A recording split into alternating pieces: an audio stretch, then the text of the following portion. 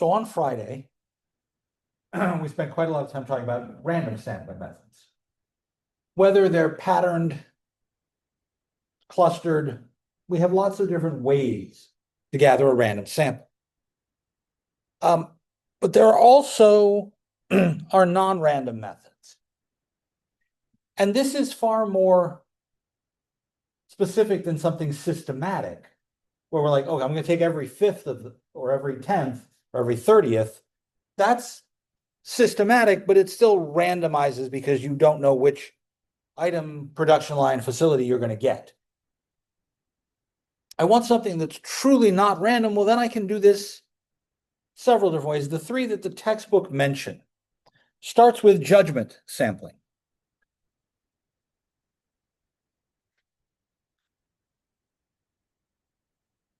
This relies on someone with expert knowledge. Somebody who knows this product, this item, this population very well.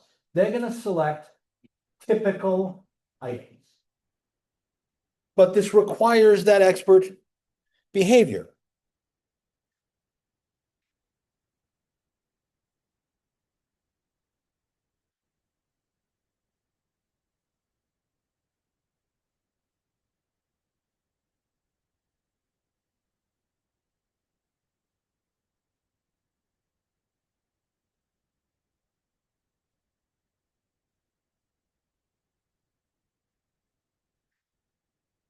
Now, here's the problem. You are putting all of your faith, your trust in whoever this expert is. They're going to pick my sample, and I'm going to believe them that this group, this subset, is a good representation of the rest of the population. There's a lot of faith then in the placement of your expert, your choice. So that's going to take some interviewing, some discussion, some analysis. If you've got somebody who's truly an expert in whatever this field is, they may charge you quite a lot for their expertise. They spent a long time putting all this together. They want to be paid for that value. It guarantees you a non-random sample. Somebody's going through looking at the entire population or what they consider to be good representation behavior. I would find that very difficult to do outside of a math classroom. Something that happens to me rather frequently. I taught calculus now for 35 years. Somebody says to me, what's a typical Calc 1 problem? I have 1,000 of them. I got a giant pile of those. I can pull typical Calc 1 problems out. But I'm talking about students at Seton Hill. Who's the typical student? Simple question for you. The typical student at Seton Hill, more likely to be male or female? Depends on what year. Not in this case. Oh, female. But right now, the typical student currently enrolled would catch my current student body. My current student body is more than half female. So more likely I'd pick somebody female. But if I'm looking at a population, shouldn't I want, wait a minute, this now all of a sudden I'm doing some sort of cluster sampling, aren't I? I'm picking my strata.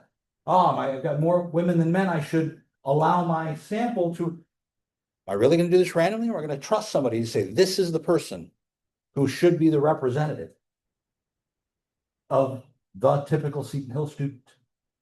By the way, you do that each year. The SHGA president. They're the student face of Seton Hill. That's why they give a commencement talk.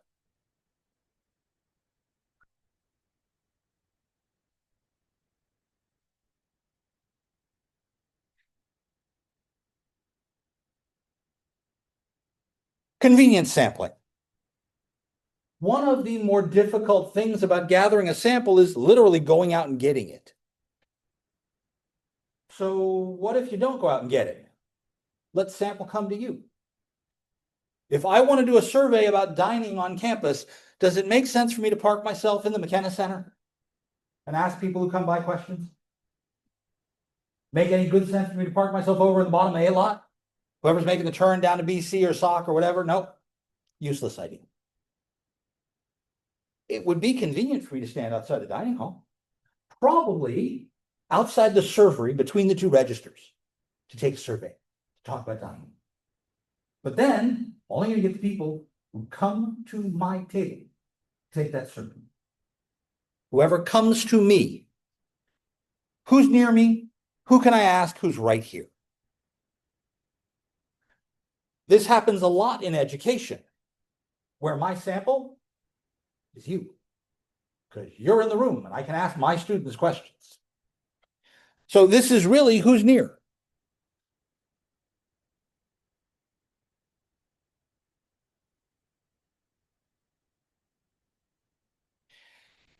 Should this be a common method of gathering a sample?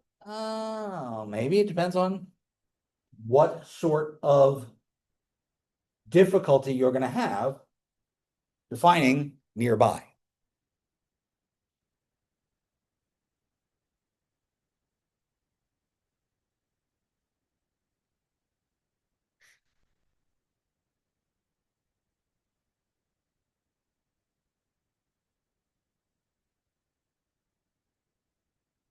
What's a focus group? Any of you participated in a focus group?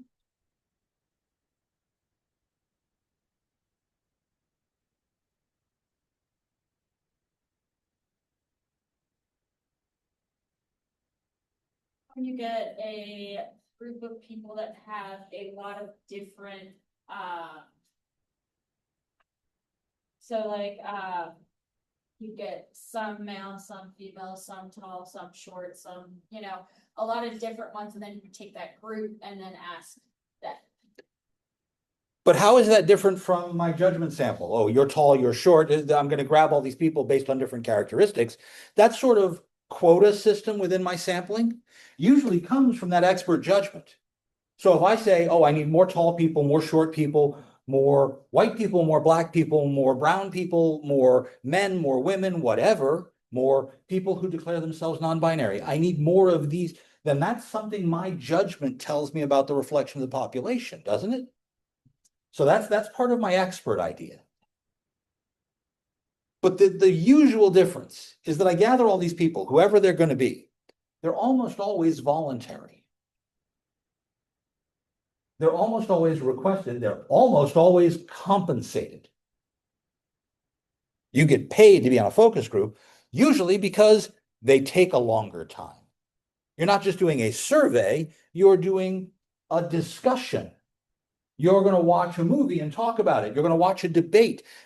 The last presidential election debates had focus groups that were then split by the experts into certain numbers of Republicans and Democrats, different states and different locations, so that they didn't just have who was nearby the place they were doing the debate, but they had people from all over the country.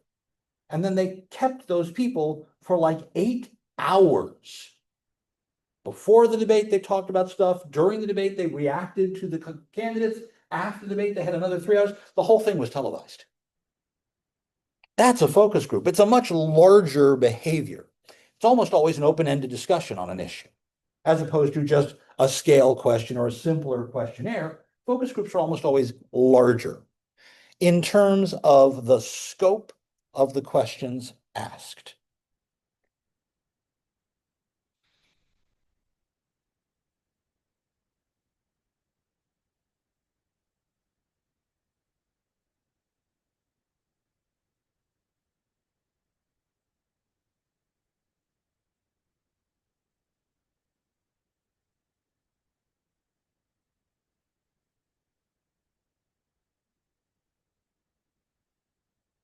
Now, these are all quite substantial non-random samples. But there's another non-random sample that we do all the time without thinking about it. And that's an opt-in.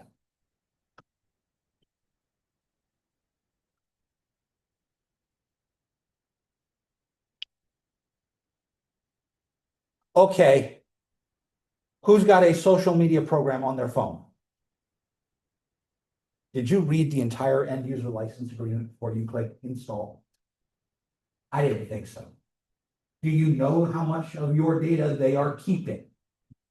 How much they are taking out of your account and keeping for their demographic information, their study, how long are you on this video? How many reels did you watch last week? How many of these hours did you spend just scrolling past stuff before you waited and looked at something for more than 10 seconds? But you clicked yes. You gave them permission to gather all that data.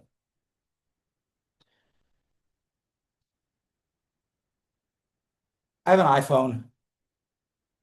Routinely, they ask me if they can track my data across apps so they can tailor their advertisements better.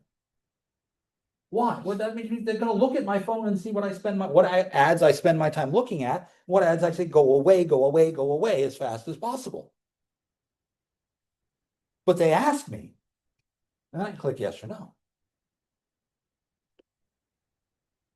We do this a lot. We do it so frequently, it's become a joke. Go buy a computer. After you graduate, you've lost your MacBook and you're using your own computer that you have paid. And put software on it. You don't own a single piece of software in this country. Unless it's freeware, you don't own it. You buy a license to use it. End user license agreement. That's that giant wall of text that says, read this, click here, I accept. If you read what was on the screen in that first box, I'm stunned. They're usually dozens of pages. But as soon as you click I accept, you've agreed to have yourself become part of the sample for any information they collect out of that piece of software. Technology makes data collection much easier. Who's got a grocery shopping cart? I go to Giant Eagle, I sign my little Advantage card. Shop and Save, Coons, Giant Eagle, Costco. Everybody's got a card. You get discounts for the card? Sometimes. But it keeps track of what you're buying. I will not forget the news story. I believe it was for Publix, which is a Southern grocery chain. A father walked in and bought cough medicine and bread or something like this. You pick these up on the way home, dear. And when you buy stuff, you swipe your little loyalty card, and there's a coupon printer right there on the register. Prints out coupons you might need. Do you know what coupon came out? Pampers. A diaper coupon. Loaf of bread and cough medicine? Why did diaper coupon come out? Because 6 hours earlier that day, his daughter, on the same account, bought a pregnancy test. Oops! The grocery store knows every time you shop if you swipe in. Costco knows when you walk in the building because you have to swipe your card to get in. Seton Hill knows which doors you go through, provided you've tapped in with your ID. Which means between classes, we don't know where the hell anybody is. The internet tracks how often you click on any part of the screen. Video watch rates, how much of the video did you watch? How many people actually completely watched the video? How many people watched it on normal speed? If you adjust the speed on YouTube, it tracks that. Even if you're good at listening to something sped up a little. Do you watch it on 1.5, double speed? Maybe you slow something down, right? I watch sleight of hand guys. They slow down their video to 0.05. So what takes 1 second now takes 20. They're checking to see if they're showing as they do sleight of hand tricks. Amazingly difficult to do good sleight of hand at ultra high res speeds. We are literally fountains of information walking around. It's not always visual information. Most of it is electromagnetic. You're guaranteed. We know where you are within a meter. If you've got your phone in your pocket, I can put you within a meter of where you're actually sitting. Because I can triangulate your location with 2 cell phone towers. I know where you are. If you've got a GPS in your car, you're literally telling it, tell me where I am. Somebody's got a record of that. Yes, ma'am. On Google Maps, they actually have a history and you can go back like 2 years and see your driving pattern. Even if you don't have Google Maps open or not, just to be have it on you. It's ridiculous. And it's been subpoenaed in court.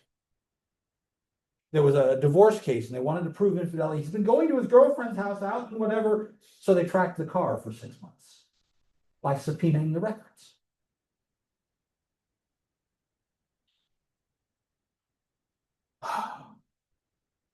But these are deliberately non-random. And then I'm asked another question that applies to both random and non-random. How many?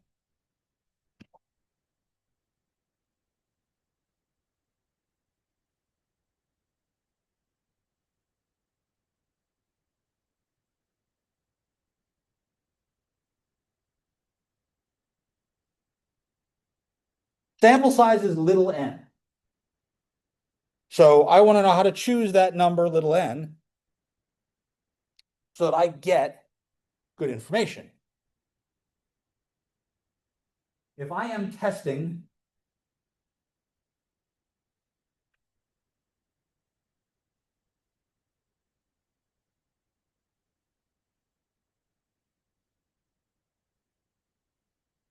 how long this 10-cent pen will last, writing, how far will this write? How do I test that? I start writing, right? Well, believe it or not, in every pen producing factory, there's a machine that holds the pen against a piece of paper and draws a circle.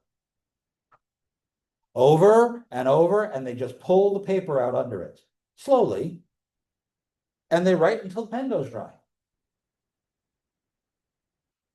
Bic used to advertise that a Bic ballpoint would write 2.5 miles before it ran out of ink.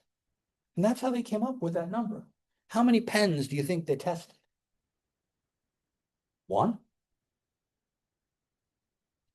I know how long that pen lasted, but would that be a good sample? Why not? You could have a manufacturing error. There could be more ink in one of them than another. A whole bunch of different things. There's all sorts of variation that goes on here.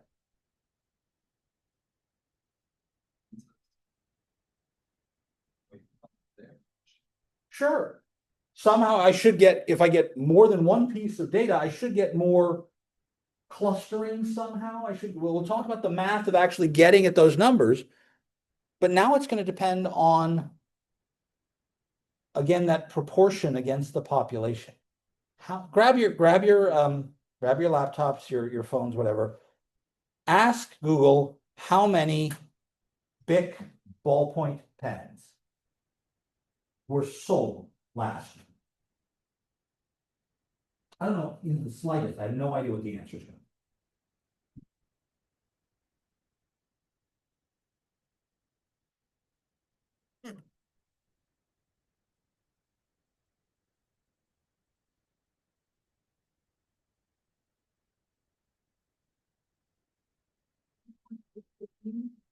Holy mackerel! 4 billion pens. All right, wait a minute. 1% is 40 million. I think that might be too many pens to test. 0.1% is 4 million pens. That's a lot of pens we're not going to sell if we test them to how long they write, because we're going to write with them until they run out of ink. You don't get to sell those pens. Now, a Bic pen is not expensive. A Bic ballpoint can run, I don't know, all of a quarter. That's $1 million. that I didn't make because I used it for testing instead. So maybe I only test, I don't know, 40,000 pens. I sacrifice that much money to figuring it out, but there's a trade-off. The more I test, the more I'll get an accurate picture of what's going on in the population. The fewer I test, the more likely it is I can run into some sort of causal error that will throw off my statistics somehow. So there's a trade-off here. There's a trade-off in the variability of my measurement. I would hope that after manufacturing 4 billion pens last year, they got it down. And we're not going to have one pen that writes for 27 miles and one that writes for 3 feet. And so if that's a large variability, I'm going to want a bigger number to test. If it's a small variability, I'm going to want a smaller number to test. But I need to look at the variability in my desired measurement.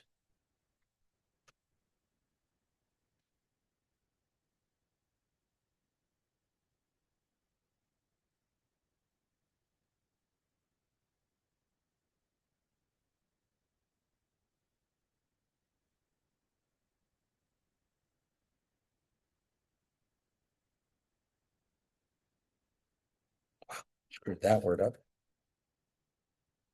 We'll look more closely at exactly what goes into this. I think it's in chapter 8.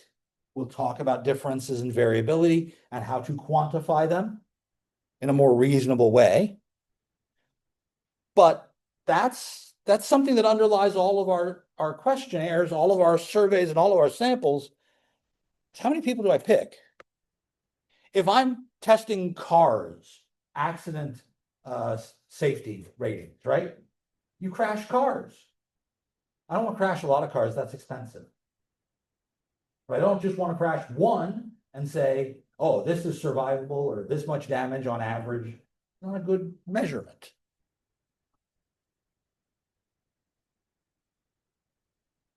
Questions? I haven't done much in the way of actual math yet. I know it's a math course. We haven't done very much math. We'll get there. Let's say I do decide on a way I'm going to sample. I'm going to do a random sample. I'm going to do a stratified sample. I want to sample an equal number of freshmen, sophomore, juniors, and seniors. So I'll ask people, and when I have too many of one group, I'll stop collecting from them, and I'll move to the next group, and I'll do it from whatever database I can get from the registrar. I'll figure out how to do this.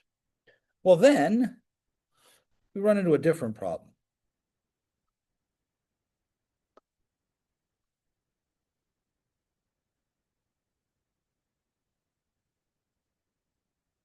What's that word mean?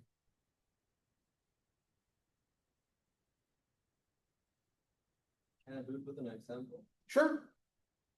If I have, for example, in soccer, favorite player, and there's the whole team, and he's generally my favorite player, and I have to decide who's my favorite player based on his performance. Then my decision will be biased because he is my favorite player. Okay, so you've already established I've already got a favorite, so I can't be unbiased whenever it comes to something involving him. You were going to add something to that? Oh, I was gonna give my version of the definition. I was just gonna say like favoritism towards one side, towards another. Well, these are definitions of biases in general. I want to try and be a little more specific to mathematics, and that makes this a little tighter of a definition. Because what I'm trying to do is I'm trying to figure out what's going on with my population. I'm trying to find something I know. That was a parameter, right? And so I take my sample, and that gives me an estimate of that parameter. So bias is something systematic or random that causes my sample to be a bad estimate.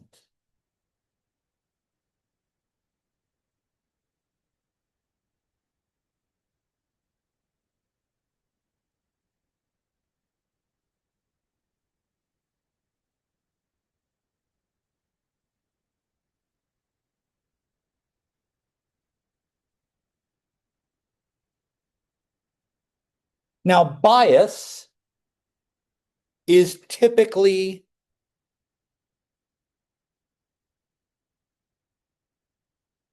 systemic. We have a reason for bias as opposed to true error.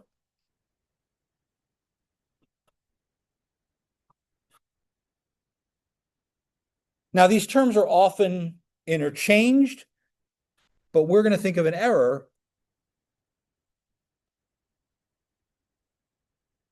as a problem that occurs in my sampling.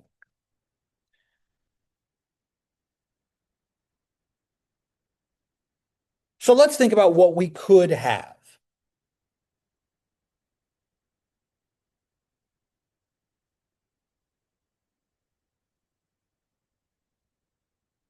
How many of you within the last week actually got and at least opened an email with a questionnaire in it?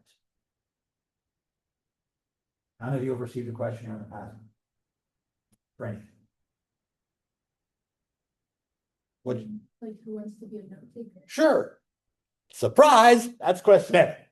But then I could be saying, oh, I'd like to talk to you about your opinion of the state of the economy. Please respond to these questions. Click this link. Don't click this link. Look it up on this webpage. Go on your own. I promise I'm not trying to steal your information. You can check me out other ways. I'll put the cybersecurity people at ease. Tony Krantz won't come beat me over the head. You fell for a phishing link. No. You get a call. Has your phone rung? And it says unknown number. Have you ever answered those? Or are you just like, go away? So one of the things we have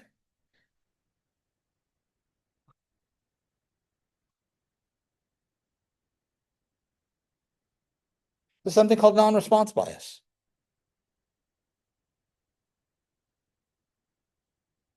If you are not a first semester freshman, then you have done a student evaluation for a course. Yes? If you really, really like that course, you put stuff down. If you really, really hate that course, you put stuff down. What about the middle? If you walk in and you're like, I didn't really give it about this course, the instructor wasn't all that engaged, yeah, whatever. You actually fill out evaluation. Or you just keep ignoring it until time expires, the semester's over, you don't care. I have gotten student evaluations back with response rates of 95%. I've gotten them back with response rates of 18%. Why? Who answers the phone? Who actually clicks through and says, I'm going to do this now? No, I'm on Canvas to do something. We're studying for finals. Leave me alone. It makes a difference. Those who respond, if they differ substantially from the general population I'm talking about, well, then I have a problem with all people who didn't respond. I had a wonderful class of about 8 people last year, very small upper level class, and they said I was the greatest thing since sliced bread. I had a class that was about 6 people, and they hated me with the white hot passion of 1,000 suns. Problem. Out of the group of 8 that loved me, I got 3 responses, and they all liked me. Out of the group of 6 that hated me, I got 2 responses. And both of them would rather see me burned at the stake than ever take a class from me again. What about the rest of the class? 2/3 of the class, in each case, didn't answer the survey. Do I have any good sense of what's going on in that class? Nope. So there's something to be asking about who responds and who doesn't. By the way, self-selection is an even bigger form of this bias. I'm dating myself again. I used to listen to the radio a lot, to talk radio here in Pittsburgh. I listened to several different talk radio shows, and I would call in. I've been on the air talking to these people. The group of people you hear talking on radio stations, they've already made themselves substantially different than the rest of the group, right? They're not just listening to this, they're actively participating. I don't care if this is a car talk show. We're going to talk about cars and car problems, and you can help us figure out what's wrong with your car, or it's a political show. It doesn't matter. That's self-selection bias. And if you are the kind of person who will call into a talk show about topic X, you must have strong opinions about topic X, regardless of which direction those opinions are in. We're going to have a talk show on the sports radio network about chronic traumatic encephalopathy. That's the concussion thing that happens from football players beating their heads into each other over and over. I don't know anything about this, but they talked to like 50 different people for 2.5 hours. And all of these people either said, no one should be playing full contact football ever, or everyone who plays full contact football will eventually turn their brains into mush. And we shouldn't feel any pity for them because they knew it going in. Those are really strong opinions. You know, there was no one going, I don't quite know yet. Because those people didn't care enough to pick up the phone and call the show.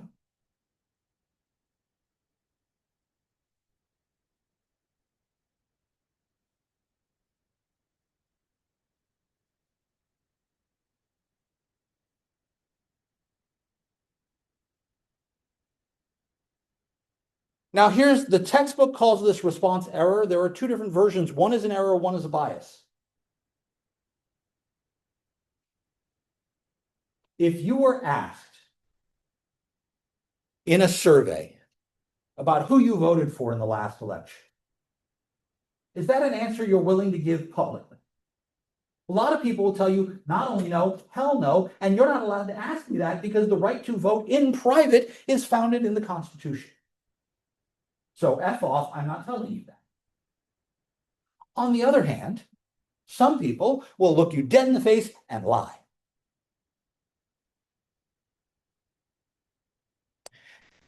You could be asked about, have you ever walked into the cafeteria, taken a drink, and walked out? Now that they're charging $1.50 for drinks, a lot of people are saying that. I was on Yik Yak this morning, and everybody's like, I'm not paying nothing for a drink. Geez, don't confess to your sins right here in the middle of the internet. And then you ask people, as you stand next to the drink machine, did you pay for that? Oh, of course I did. Thank you. Goodbye. People will be in a group, and their peers will have an opinion. They don't want to stand out. So in order to give a conforming answer, they'll just lie to you. So here's a problem. I get a fully filled out set of answers from somebody. Can I believe them? How much faith do I have in the responses I actually got? It's going to depend on the system. It's going to depend on the way in which we gathered the answers. It's going to depend on the privacy with which we gave people the opportunity to answer the questions. It's depend on how the questions were asked. There's a lot of things that go into measuring the validity. This is why you will often get a survey that asks the same question several different ways to see if those answers line up with each other.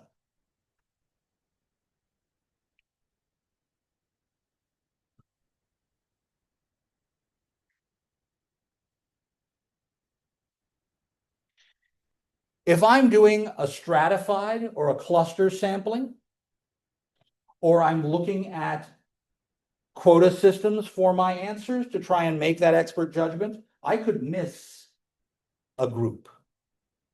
It may be that one city block or one school district or one county has a substantially different response than those around it. And if I don't actually select that one in my random selections, or if I just undersample that group, well, then I've missed a big group of the population. It wouldn't make a lot of sense for me to only ask male students about something at Seton Hill if they're only 40% of the population at Seton Hill.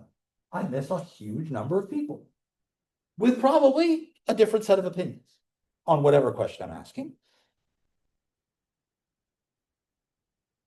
So I have to make sure I've actually gotten a good, truly random and truly representative sample.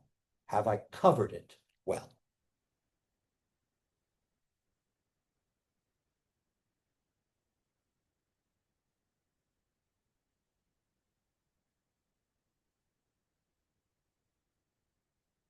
And then I can ask, did I get an answer that really answers the question I want?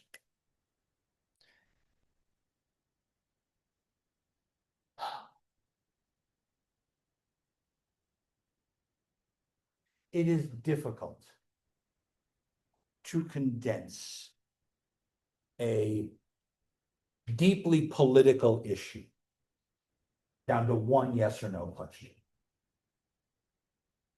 I don't care what controversial political topic you want to think about. I'll name two, and we're not going to ask any questions about either of them. I could ask about the president. I could ask about your opinion on abortion. I'm not going to ask any questions on either of those things right now. But if I just ask, are you pro-life or pro-choice? If I just ask, do you like him or do you hate him? That's thrown out a whole lot of nuance, hasn't it? That's really, in my opinion, a bad question. So, did I actually ask a question that will get the knowledge I want to know about out? If I didn't, then I'm not measuring properly.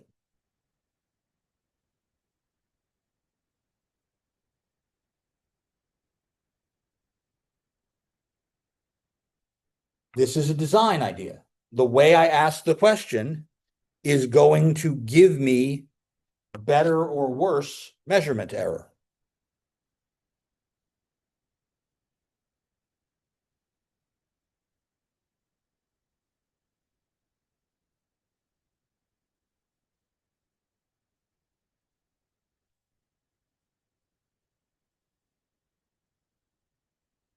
I was a graduate student at the University of Pittsburgh.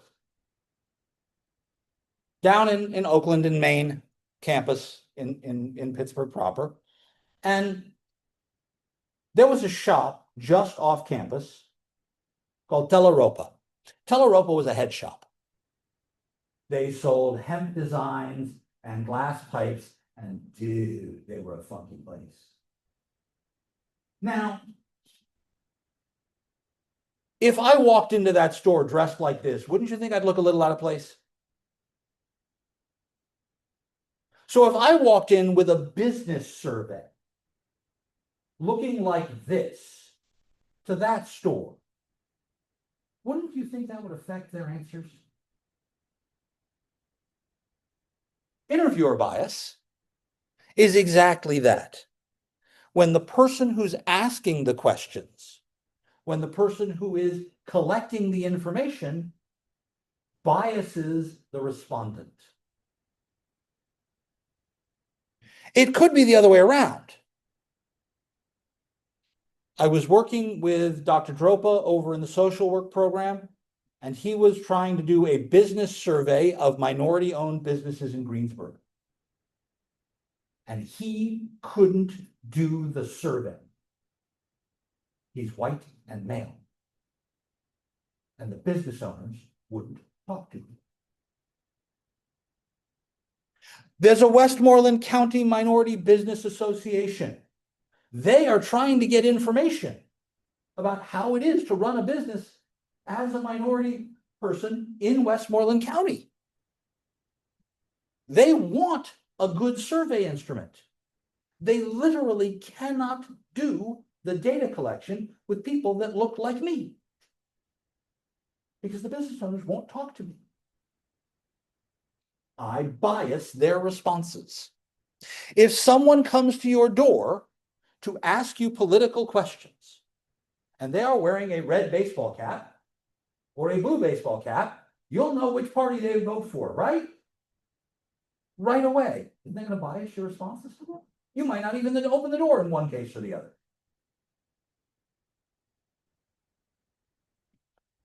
All of these may or may not be avoidable. There is a guaranteed level of sampling error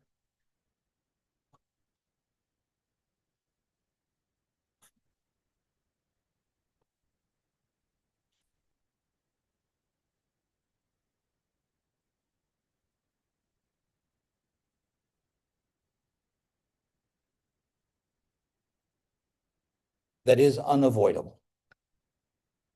There is always some sort of error in any sampling process. It's not your fault. It's baked into the real world.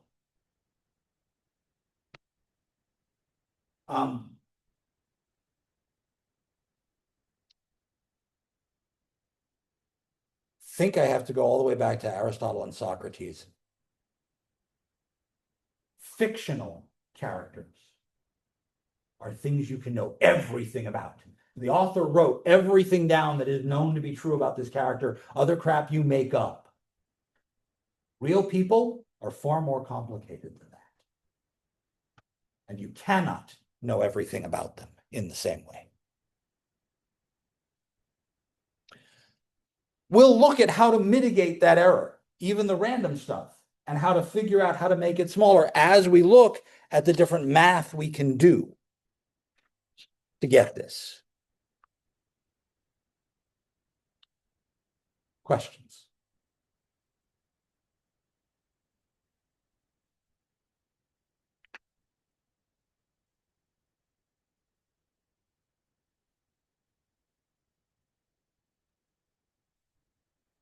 Since we collect so much data as a society, electronically and otherwise, there are repositories of data that we can rely on most of the time. You could go to a US government jobs database and find out all sorts of information of all sorts of jobs that have happened in the past 6 months, 10 years, 30 years, 50 years, whatever. The US Bureau of Labor and Statistics keeps that information. And up until the past year, they've been the gold standard for information about jobs and job markets. There's been a lot of debate this year because of changes made by the current administration as to whether or not that will continue. Economic data, the same way, the Federal Reserve. If you look up FRED, F-R-E-D, the Federal Reserve Economic Database, you can find information about the economy of the United States dating back to the mid-1940s, and in some cases much further. And again, it's gold standard data around the world. You can go to the New York Times and you can get physical hard copies dating back to the 1800s. You can get information from thousands of places. What's the one thing you absolutely must do when you decide to get information from someone?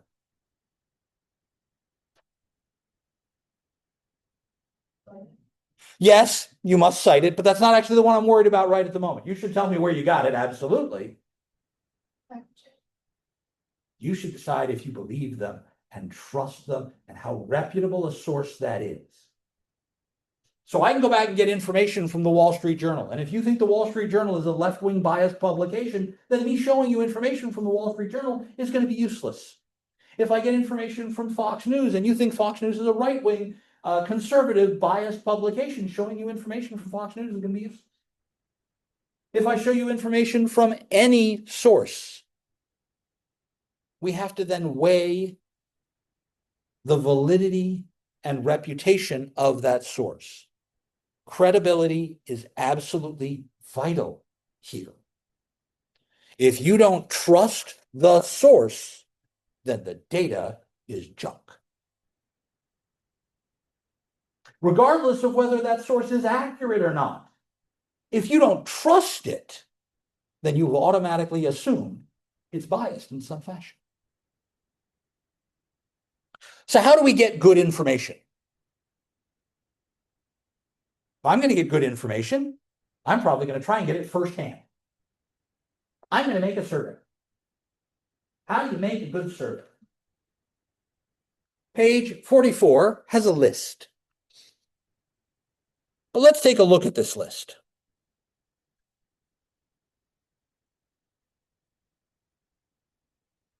Not a big list. State the goals of the research. Make sure you know what question you are asking, what you're trying to answer. I was asked to be part of a research study last year, and we never actually got the question written down. So we didn't actually end up doing anything for a year, except talking about, wouldn't it be nice if we could, well, what's the question we want to answer? Nobody could come up with the actual question. Once you know what you're going to ask, figure out how you can pay for asking that. Now, sometimes that's, I need to sit down and do the work. I need time to do that. If I'm going to pay for something, I need money to do it. If I need staff to actually work this out, I've got to go out and do this. Research design. Research design? Who's your population?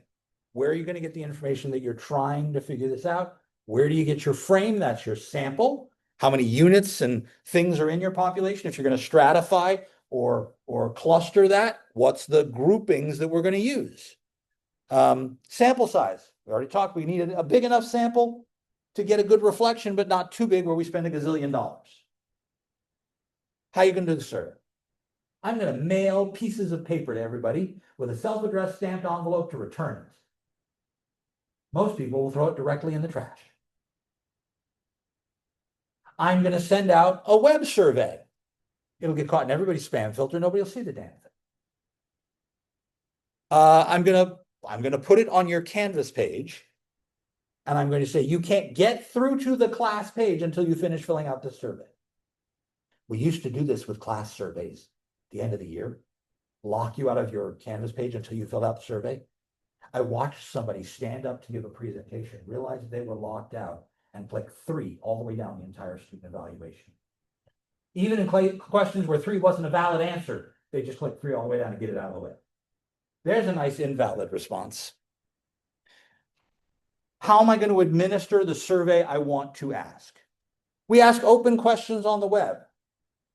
How are we going to know who gets in and how many people answer and whether or not somebody answers more than once and all that fun stuff? Right? Boating McBoatface. Look that one up. You'll have a laugh. Write the questionnaire. Figure out what you're actually going to ask. Test it. Pre-test the questionnaire.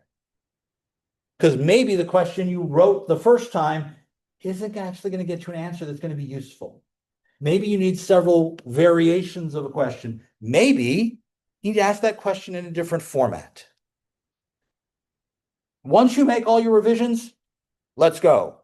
Give the survey. Now I have all my data. That's the next step. Let's do the data analysis. Now, the data analysis happens a lot of different ways, and we'll look at that.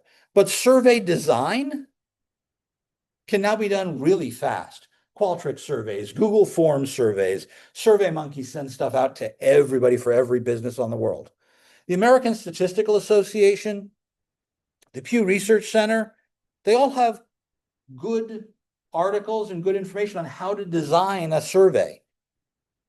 Whether you ask open-ended questions, whether you ask forced questions. Remember we talked about on a Likert scale whether you should have a neutral option? Should you have 4 options or 5? So I can ask questions like that. Do I push people in one direction or another?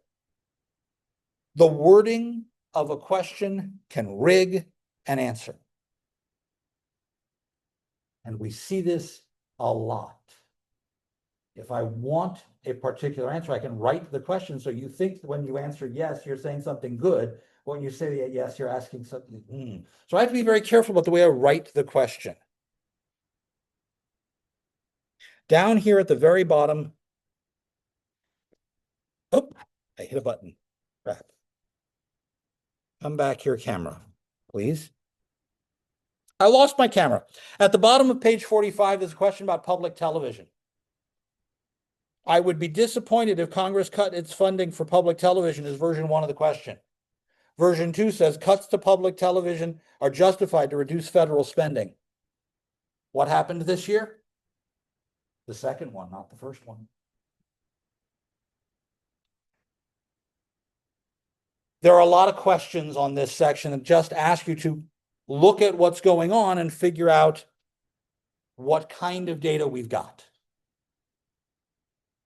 The rest of the week, part of next week, we'll talk about how we represent and present that data to people. Then we'll talk about analysis.